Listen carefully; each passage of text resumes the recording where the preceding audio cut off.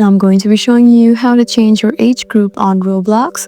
So it's really easy, so let's get right into it. So what you need to do is open Roblox first, just be on your app library and search for Roblox. So as you can see, it's right there. Just go ahead and open it. And once you've done so, what you need to do is look at the top left where you can see this streamlined button. Just tap here and now you have all of these options. What you need to do is find settings, which is right below premium. So once you tap here, you have all sorts of options here like account info, security, privacy and content restrictions, and parental control, and many more. So what you need to do is find account info. Just tap here and now you have this option right there that says age group. So if you want to change it, you just need to look right down below it where you can find your birthday. Just tap here and just update your birthday. So if you want to go to a different age group, then just select the birthday of that age group and just tap on continue. You'll need to verify yourself, and once you do that, over time this age group option will also change. So as you can see, it says 21 plus right there, and there you go. That's how you change age group on Roblox. I hope this video was helpful for you.